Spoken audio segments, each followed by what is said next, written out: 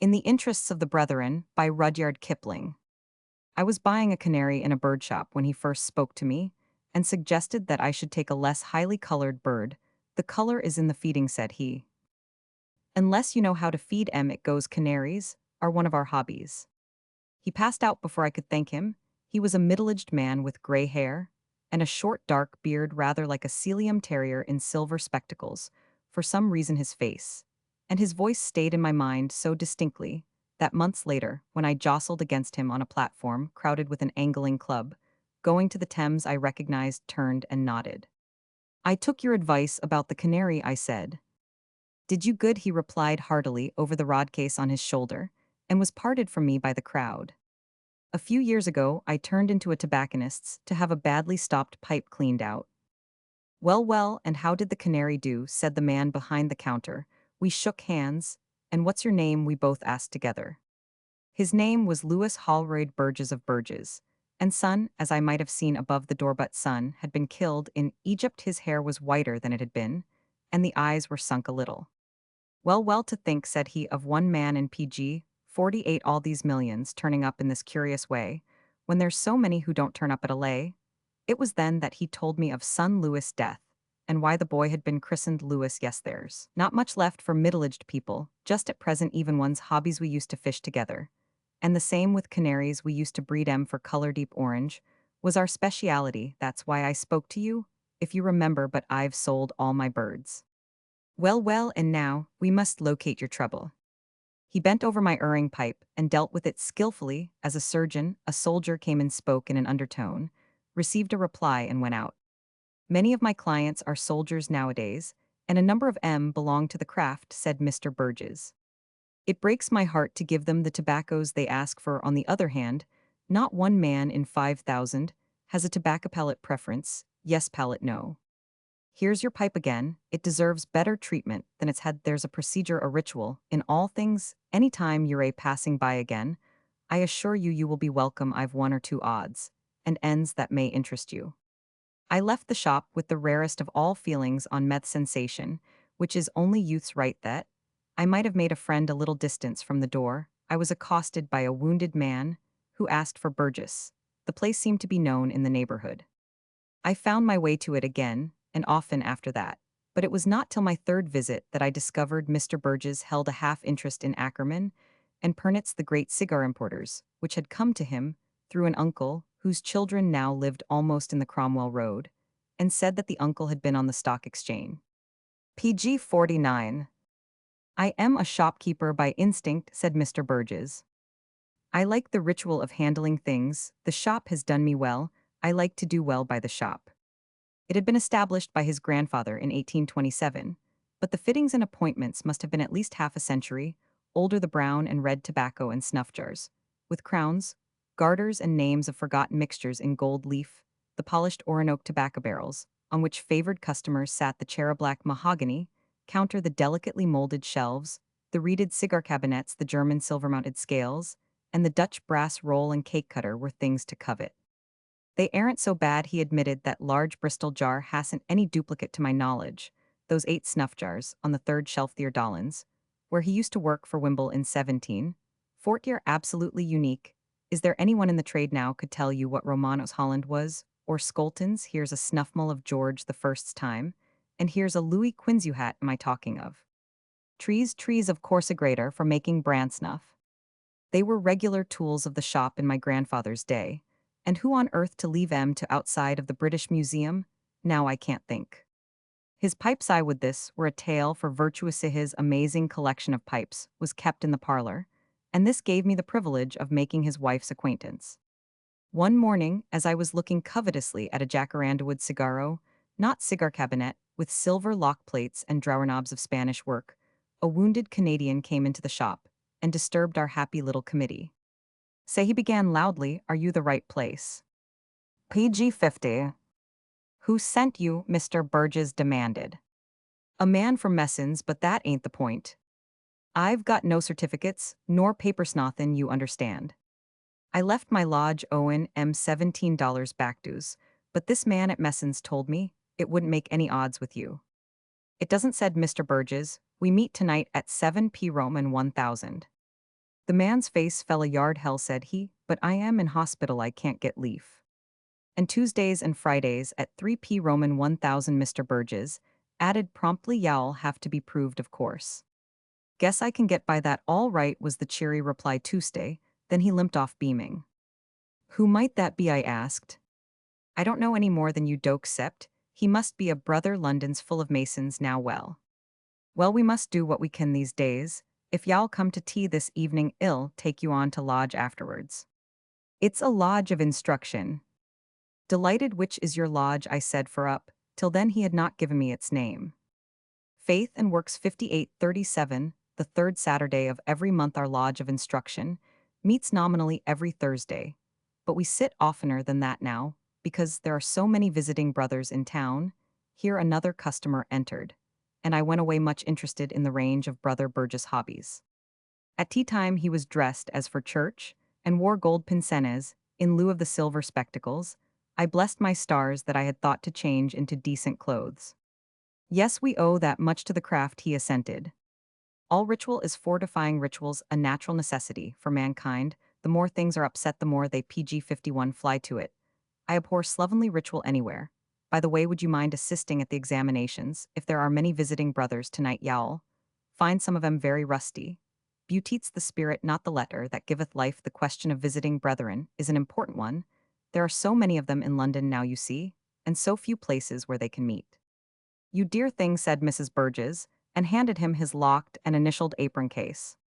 Our lodge is only just round the corner, he went on. You mustn't be too critical of our appurtenances. The place was a garage once. As far as I could make out in the humiliating darkness, we wandered up a mews and into a courtyard. Mr. Burgess piloted me, murmuring apologies for everything in advance. You must expect, he was still saying when we stumbled up a porch and entered a carefully decorated anteroom hung round with Masonic prints. I noticed Peter Gilks and Barton Wilson, fathers of emulation, working in the place of honor. Kneller's Christopher Wren Dunkerley, with his own Fitzgeorge bookplate below, and the Ben Sinister on the Royal Arms. Hogarth's caricature of Wilkes, also his disreputable knight, and a beautifully framed set of Grand Masters from Anthony Sayer down. Are these another hobby of yours, I asked. Not this time, Mr. Burgess smiled. We have to thank Brother Lemming for them. He introduced me to the senior partner of Lemming and Orton, whose little shop is hard to find, but whose words and checks in the matter of prints are widely circulated. The frames are the best part of 'em, said Brother PG-52. Lemming, after my compliments, there are some more in the lodge room. Come and look. We've got the big disiguilers there that nearly went to Iowa. I had never seen a lodge room better fitted, from mosaiced floor to appropriate ceiling, from curtain to pillar implements, to seats to lights, and little carved music loft at one end. Every detail was perfect in particular kind and general design. I said what I thought of them all many times over. I told you I was a ritualist, said Mr. Burgess. Look at those carved corn sheaves and grapes on the back of these wardens. Chairs, that's the old tradition. Before Masonic furnishers spoilt it. I picked up that pair in Stepney 10 years ago. Same time I got the gavel, it was of ancient yellowed ivory, cut all in one piece out of some tremendous tusk that came from the Gold Coast. He said it belonged to a military lodge there in 1794. You can see the inscription. If it's a fair question, I began. How much? It stood us, said Brother Lemming, his thumbs in his waistcoat pockets, an appreciable sum of money. When we built it in 1906, even with what Brother Anstruther was our contractor cheated himself out of. By the way, that ashlar there is pure Carrara, he tells me. I don't understand marbles myself. Since then, I expect we've put in quite another little sum. Now, well, go to the examination room and take on the brethren. He led me back, not to the anteroom, but a convenient chamber flanked with what looked like confessional boxes. I found out later that that was what they had been when first picked up for a song near Oswestry. A few men in uniform were waiting at the far end. That's only the head of the procession, the rest are in the anteroom, said an officer of the lodge. PG-53. Brother Burgess assigned me my discreet box, saying, don't be surprised, they come all shapes. Shapes was not a bad description for my first penitent, was all head bandages escaped from an officer's hospital Pentonville, way. He asked me in profane Scots how I expected a man with only 6 teeth and half a lower lip to speak to any purpose. So we compromised on the signs the next New Zealander from Taranaki reversed the process for he was one-armed, and that in a sling I mistrusted an enormous sergeant major of heavy artillery, who struck me as much too glib. So I sent him on to Brother Lemming in the next box, who discovered he was a past district grand officer. My last man nearly broke me down altogether, everything seemed to have gone from him. I don't blame you, he gulped at last. I wouldn't pass my own self on my answers. But I give you my word that so far as I've had any religion, it's been all the religion I've had for God's sake. Let me sit in lodge again, brother. When the examinations were ended, a lodge officer came round with our aprons, no tinsel or silver gilt confections, but heavily corded silk with tassels, and where a man could prove he was entitled to them levels of decent plate, some one in front of me tightened a belt on a stiffly silent person in civil clothes with discharge bag. "Struth, this is comfort again," I heard him say. The companion nodded. The man went on suddenly, "Here, what ray you doing? Leave off. You promised not to chuck it," and dabbed at his companion's streaming eyes. "Let him leak," said an Australian signaller. "Can't you see how happy the beggar is?" It appeared that the silent brother was a shellshucker PG 54, whom Brother Lemming had passed on the guarantee of his friend, and what moved Lemming more the threat that were he refused, he would have fits from pure disappointment. So the shocker went happily and silently among brethren, evidently accustomed to these displays. We fell in 2 by 2, according to tradition 50 of us at least, and were played into lodge by what I thought was an harmonium, but which I discovered to be an organ of repute. It took time to settle us down, for 10 or 12 were cripples, and had to be helped into long or easy chairs. I sat between a one-footed RA Roman 1000 Roman 100 corporal, and a captain of territorials who he told me had had a brawl with a bomb which had bent him in 2 directions. "But that's first-class Bach the organist is giving us now," he said delightedly. "I'd like to know him. I used to be a piano thumper of sorts." "I'll introduce you after lodge," said one of the regular brethren, behind USA plump torpedo-barded man, who turned out to be a doctor. "After all, there's nobody to touch Bach. Is there?" Those two plunged at once into musical talk, which to outsiders is as fascinating as trigonometry. Now a lodge of instruction is mainly a parade ground for ritual. It cannot initiate or confer degrees, but is limited to rehearsals and lectures. Worshipful Brother Burgess, resplendent in Solomon's chair, I found out later, where that too had been picked up, briefly told the visiting brethren how welcome they were, and always would be, and asked them to vote what ceremony should be rendered for their instruction. When the decision was announced, he wanted to know whether any visiting brothers would take the duties of PG 55 lodge officers. They protested bashfully that they were too rusty, the very reason why, said Brother Burgess, while the organ balked softly. My musical captain wriggled in his chair. "One moment, worshipful sir," the plump doctor rose. "We have here a musician for whom place and opportunity are needed. Only," he went on colloquially, "those organ loft steps are a bit steep." "How much," said Brother Burgess with the solemnity of an initiation, "does our brother weigh?" "Very little over 8 stone," said the brother. "Weighed this morning, worshipful sir." The past district grand officer, who was also a battery sergeant major, waddled across, lifted the slight weight in his arms, and bore it to the loft, where the regular organist pumping it played joyously, as a soul caught up to heaven by surprise. When the visitors had been coaxed to supply the necessary officers, a ceremony was rehearsed. Brother Burgess forbade the regular members to prompt. The visitors had to work entirely by themselves. But on the battery sergeant major taking a hand, he was ruled out as of too exalted rank. They floundered badly after that support was withdrawn. The one-footed RA Roman 1000 Roman 100 on my right chuckled. "Do you like it?" said the doctor to him. "Do I? It's heaven to me sittin' in lodge again. It's all common back now, watching their mistakes. I haven't much religion, but all I had I learnt in lodge recognizing me." He flushed a little, as one does when one says a thing twice over in another's hearing. "Yes, veiled in all glory, and illustrated in symbols, the fatherhood of God, and the brotherhood of man, and PG 56, what more in hell do you want? Look at M." He broke off, giggling. "CC, they've tied the whole thing into knots. I could ha' done it better myself, me. 1 foot in France. Yes, I should think they ought to do it again." The new organist covered the little confusion that had arisen with what sounded like the wings of angels. When the amateurs, rather red and hot, had finished, they demanded an exhibition working of their bungled ceremony by regular brethren of the lodge. Then I realized for the first time what Werdenstreperfect ritual can be brought to mean. We all applauded the one-footed corporal most of all. We are rather proud of our working, and this is an audience worth playing up to, the doctor said. Next, the master delivered a little lecture on the meanings of some pictured symbols and diagrams. His theme was a well-worn one, but his deep holding voice made it fresh. Marvelous how these old copybook headings persist, the doctor said. That's all right, the one-footed man spoke cautiously out of the side of his mouth like a boy in form. But they're the kind o' copybook hiddens we shall find burnin' round our bunks in hell, believe me, I've broke enough of 'em to know now HSH. He leaned forward, drinking it all in. Presently Brother Burgess touched on a point which had given rise to some diversity of ritual. He asked for information. Well, in Jamaica, worshipful sir, a visiting brother began, and explained how they worked that detail in his parts. Another, and another, joined in from different quarters of the lodge and the world. PG 57. And when they were well warmed, the doctor sidled softly round the walls, and over our shoulders passed us cigarettes. A shocking innovation, he said, as he returned to the captain musician's vacant seat on my left, but men can't really talk without tobacco, and we're only a lodge of instruction. And I've learned more in one evening here than 10 years. The one-footed man turned round for an instant from a dark, sour-looking yeoman in spurs who was laying down the law on Dutch ritual, the blue haze. And the talk increased while the organ from the loft blessed us all. But this is delightful, said I to the doctor. How did it all happen? Brother Burgess started it. He used to talk to the men who dropped into his shop when the war began.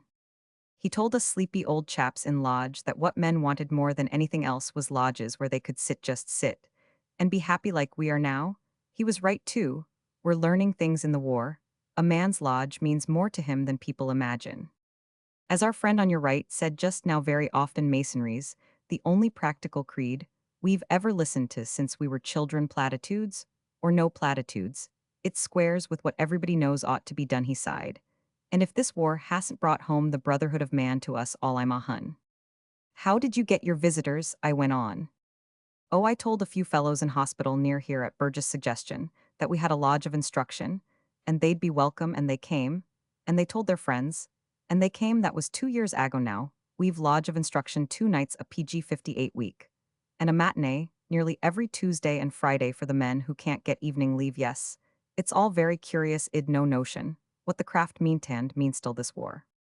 Nor I till this evening, I replied. Yet it's quite natural if you think here's London, all England packed with the craft from all over the world and nowhere for them to go. Why, our weekly visiting attendance for the last 4 months averaged just under 140 divide by 4, call it 35 visiting brethren a time, our record 71. But we have packed in as many as 84 at banquets. You can see for yourself what a potty little hole we are. Banquets too, I cried. It must cost like anything. May the visiting brethren. The doctor, his name was Keita, laughed. No, a visiting brother may not. But when a man has had an evening like this, he wants to. That's what they all say, that makes our difficulty. They do exactly what you were going to suggest, and they're offended if we don't take it. Don't you? I asked. My dear man, what does it come to? They can't all stay to banquets, say 100. Suppers a week 15 quid 60. A month 720 a year. How much are Lemming, and Orton worth, and Ellis and Monite, that long big man over yonder, the provision dealers? How much do you suppose could Burgess write a check for and not feel? 'Tisn't as if he had to save for anyone now. I assure you we have no scruple in calling on the visiting brethren. When we want anything, we couldn't do the work PG 59 otherwise. Have you noticed how the lodge is kept? Brickwork, jewels, furniture, and so on. I have indeed, I said. It's like a ship. You could eat your dinner off the floor. Well, come here on a day, and you'll often find half a dozen brethren with 8 legs between 'em, polishing and ranuking and sweeping everything they can get at. I cured a shellshocker this spring by giving him our jewels to look after. He pretty well polished the numbers off. Beauty kept him from fighting Huns in his sleep. And when we need masters to take our dutisto matinees a week, is rather a tax. We have the choice of P Roman 1000s from all over the world. The Dominions are much keener on ritual than an average English lodge. Besides that, we're going to adjourn. Listen to the greetings, they'll be interesting. The crack of the great gavel brought us to our feet after some surging and plunging among the cripples. Then the battery sergeant major in a trained voice delivered hearty and fraternal greetings to faith and works from his tropical district. And lodge the others followed without order in every tone, between a grunt and a squeak. I heard Horaki, Inyanga Umbezi, Aloha Southern Lights from somewhere Punta Arenas, way Lodge of Rough Ashlers, and that Newfoundland naval brother looked at 2 or 3 stars of something or other half a dozen cardinal virtues, variously arranged hailing from Klondike to Calgary one military lodge, on one of the fronts thrown in with a severe Scots burr by my friend of the headbandages, and the rest as mixed as the empire itself, just at the end. There was a little stir, the silent brother had begun to make noises, his companion tried to soothe him. PG 60. Let him be, the doctor called professionally. The man jerked and mouthed, and at last mumbled something unintelligible even to his friend, but a small dark P. Roman 1000 pushed forward importantly. It is all right, he said he wants to say. He spat out some yard-long Welsh name, adding, that means Pembroke Docks, worshipful sir. We have good masons in Wales too. The silent man nodded approval. Yes, said the doctor, quite unmoved. It happens that way sometimes, Hesper Pantaferes, isn't it? The star brings him all home. I must get a note of that fellow's case after lodge. I saw you didn't care for music, he went on, but I'm afraid y'all have to put up with a little more. It's a paraphrase from Micah. Our organist arranged it. We sing it antiphonally as a sort of dismissal. Even I could appreciate what followed. The singing seemed confined to half a dozen trained voices, answering each other till the last line when the full lodge came in. I give it as I heard it. Then we were played and sung out to the quaint tune of the entered apprentices' song. I noticed that the regular brethren of the lodge did not begin to take off their regalia till the lines. PG 61. They moved into the anteroom, now set for the banquet on the verse. The brother, a big-binned clergyman that I found myself next to at table, told me the custom was a fond thing, vainly invented on the strength of some old legend he laid down that masonry should be regarded as an intellectual abstraction. An officer of engineers disagreed with him, and told us how in Flanders a year before some 10 or 12 brethren held lodge in what was left of a church save, for the emblems of mortality and plenty of rough ashlers, there was no furniture. I warrant you weren't a bit the worse for that, said the clergyman. The idea should be enough without trappings. But it wasn't, said the other. We took a lot of trouble to make our regalia out of camouflage stuff, that wed pinched, and we manufactured our jewels from old metal. I've got the set now. It kept us happy for weeks. You were absolutely irregular and unauthorized. War was your warrant, said the brother from the military lodge. Grand Lodge ought to take steps against. If Grand Lodge had any sense, a private 3 places up our table broke in it, Ud warrant traveling lodges at the front, and attach first-class lecturers to M. Wad ye confer degrees promiscuously, said the scandalized Scot. PG 62. Every time a man asked, of course, you'd have half the army in. The speaker played with the idea for a little while, and proved that on the lowest scale of fees Grand Lodge would get huge revenues. I believe, said the engineer officer thoughtfully, I could design a complete traveling lodge outfit under 40 pounds weight. You're wrong, ill prove it, we've tried ourselves, said the military lodge man, and they went at it together across the table, each with his own notebook. The banquet was simplicity itself. Many of us ate in haste, so as to get back to barracks or hospitals, but now and again, a brother came in from the outer darkness to fill a chair and empty a plate. These were brethren who had been there before and needed no examination. One man lurched in helmet, Flanders mud accoutrements, and all fresh from the leave train. Got 2 hours to wait for my train, he explained. I remembered your night, though my God, this is good. What is your train, and from what station, said the clergyman. Precisely, very well, what will you have to eat? Anything, everything. I've thrown up a month's rations in the channel. He stoked himself for 10 minutes without a word. Then, without a word, his face fell forward. The clergyman had him by one already limp arm and steered him to a couch where he dropped and snored. No one took the trouble to turn around. Is that usual too? I asked. PG 63. Why not, said the clergyman. I am on duty tonight to wake them for their trains. They do not respect the cloth on those occasions. He turned his broad back on me and continued his discussion with a brother from Aberdeen by way of Mitylene, where in the intervals of minesweeping, he had evolved a complete theory of the revelations of St. John the Divine in the island of Patmos.